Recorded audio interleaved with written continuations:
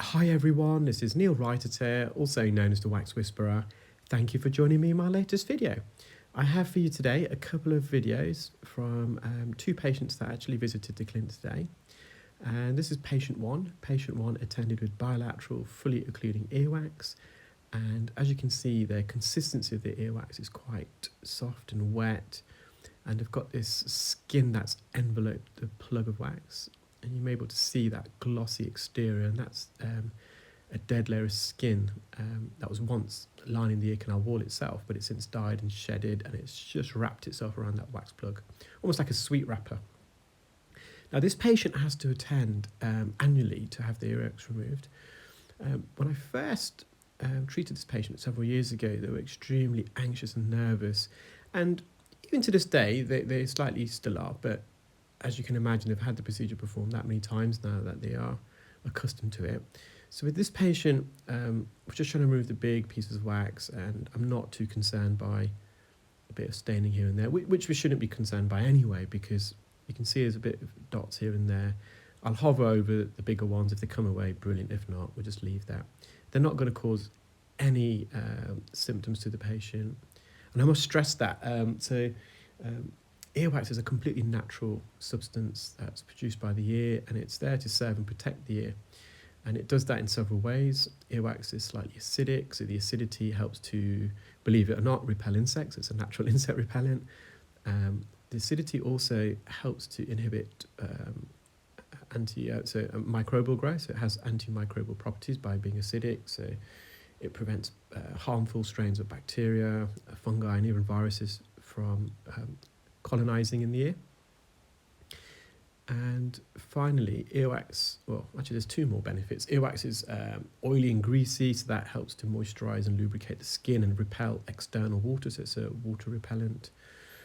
And earwax is sticky, and therefore it traps any foreign particles, dust, dirt, pollen that may enter the ear. And for the majority of us, I would say 90% of us, earwax naturally comes out of the ear. Your ear recycles earwax. It replaces older earwax with fresher earwax. And the way it does that is that the skin that lines the ear canal and also the outer layer of the eardrum, as that skin dies and sheds, it moves sideways like a conveyor belt out of the ear. And any wax sitting on the top of that conveyor belt is therefore naturally transported out the ear. And that conveyor belt motion, so if you've got some skin that was originally on the eardrum, it would move sideways towards the outside of the ear between 1.5 and 3 millimeters a month on average. That's the range. And so if you say that the ear canal is 2.6 centimeters in length, that's an average adult ear, we just round it off to 3 centimeters, and at the quickest migration rate, you're looking about 10 months for wax that was once. So if I have a dot of wax on the eardrum, that dot of wax, you're expecting 10 months to slowly travel all the distance of the ear canal and out of the ear. So the ear self-cleanses itself. Now, issues arise when either this conveyor belt doesn't work or it slows down, or the ear just produces wax at a quicker rate than the ear can naturally expel it. But the most common reason why people visit the clinic is self-inflicted. People use cotton buds, Q-tips, bobby pins, the end of their key or their fingernails, anything they can grab onto, really, believing that cleaning your ear is good. So by the way, this is patient two. Patient two's, the consistency of the wax is a lot drier. So this patient's older than patient one. Patient one, I think they're in their 30s. Patient two's in their 80s, late 80s. And the reason for the dry wax is as we get older, the skin itself is not able to retain its natural moisture as well. So moisture within the skin cells, it evaporates, and that's because the ears produce less. It doesn't mean they don't still produce it, but they produce less natural oil, so sebum and the oily sweat that we also find on our armpits. And even if they do secrete it, it's more viscous, it's thicker.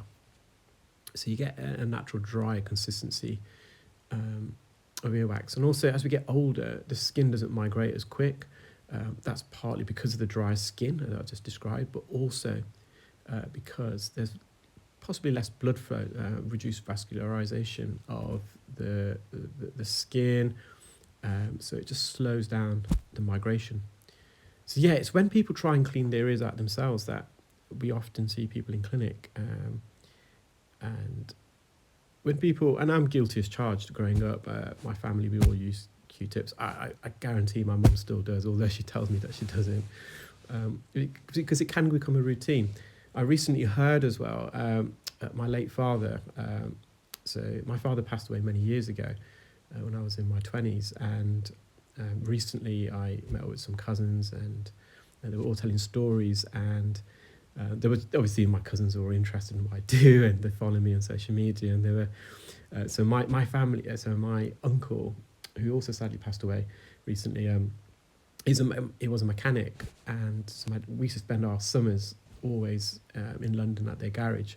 So and my cousins were well, they're being deadly serious actually. 'Cause did you know that your dad and my dad, they used to oh, I can't believe I'm saying this, they used to get the customers' car keys and scratch it in their ear, and they were joking that it provided better lubrication when they put in the key into the car to turn it on. So our family is guilty as charged, and I think it's quite an Asian thing actually. It's almost like a rite of passage initiation. My mum used to always use cotton buds, and I can still remember one occasion where it was quite painful. Even to this day, it was my right ear on the back part of the ear canal. If I think about it enough, I can just take myself back into memory lane and experience that and relive it, which obviously is something I want to do because it was painful.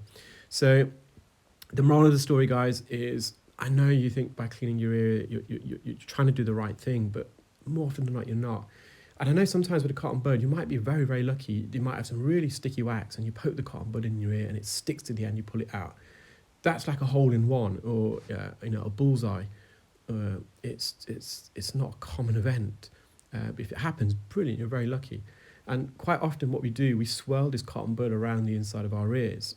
And what that does is scraping off the natural veneer of wax that actually is invisible to the naked eye. We all have wax, well, say most of us do.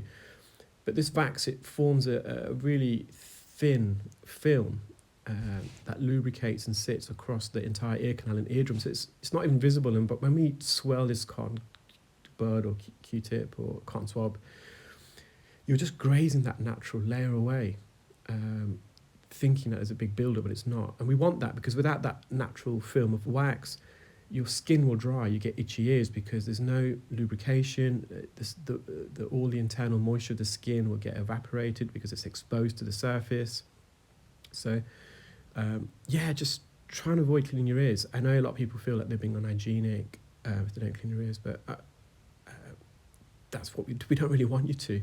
There's an old saying, and it still applies, nothing smaller than your elbow into your ear, which practically means nothing in your ear. So you can see that skin here is a bit softer here, so we've got to be careful when we peel that layer. I've just left that away because you can see it's just starting to blister. We leave that away. There's a bit of crusted skin there. So although the ear looks spotless, there is still a natural film there that we can't see. I just want to get this hair out. So yeah, we believe we got all the wax out, but I guarantee if I did get a cotton Q-tip and I swirled around inside this patient's ear, we would collect some more wax. So that's the patient's eardrum. I'll keep you updated, guys, about this TV appearance I'm making. They contacted me today. They wanted me to come on Tuesday next week. I couldn't do it. It's just too short notice. So we're trying to plan it for another time in the week or maybe the week after. They're very, very keen though. So I have recommended a colleague of mine if they really want to do something on Tuesday. But I should keep you updated. And hopefully we're going to do a live procedure. And I don't know how that's going to work, but I shall fill you in. Well, take care, keep well, and speak soon. Bye.